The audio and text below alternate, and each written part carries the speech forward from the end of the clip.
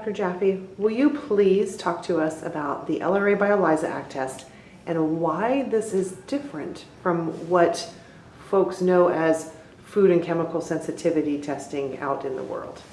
Well, for decades, we have been able to look in the serum for measures of immune reaction in the form of antibodies.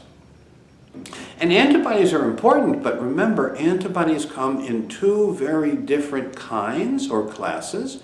There are the neutralizing and helpful antibodies, and then there are the complement fixing and harmful antibodies. So any kind of a serum test, any test that looks at blood after it's been clotted, in fact, anything that's not a true cell culture, will not give you the information you need clinically and will not be evidence-based. And why do we say that? We'll go back to 1983 when we opened ELISA ACT Biotechnologies with the concept that T cells and B cells were both important.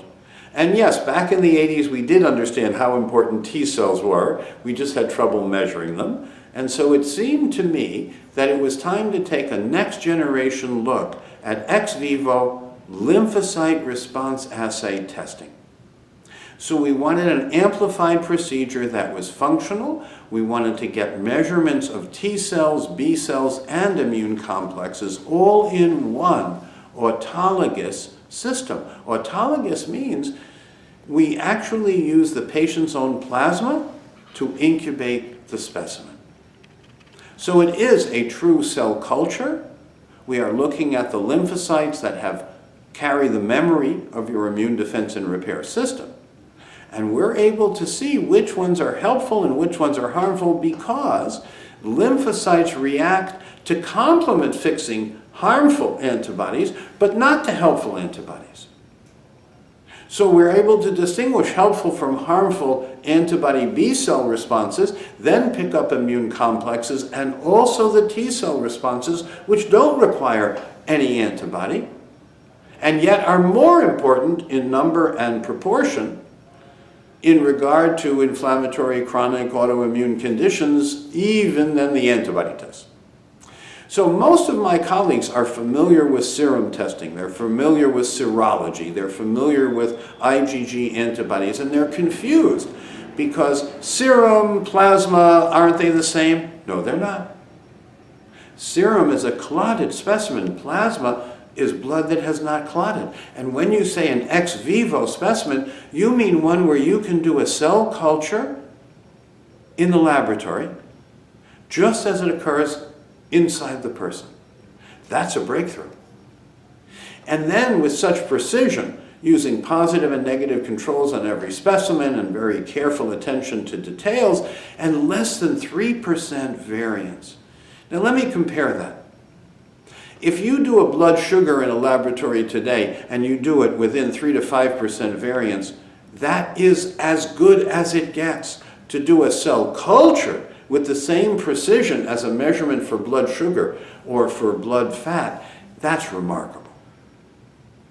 And by the way, we have over 75,000 cases. We've done multiple outcome studies, successful outcome studies in type 1 and type 2 diabetes, and fibromyalgia, muscle pain, and chronic fatigue syndrome.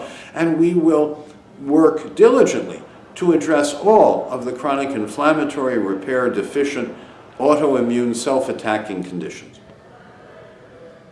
This is the time for us to step back and look at the causes, to look at how important the immune defense and repair system is, and to let these lymphocytes tell us what people are reacting against, what is attacking them, and what to do about it.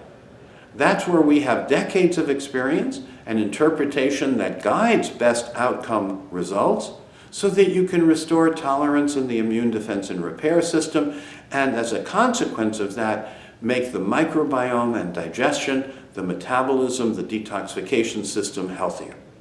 So it really is a very complex web of life that we want to weave in the healthiest possible way using LRA, lymphocyte response assay testing, to tell us where tolerance has been lost and how to restore it.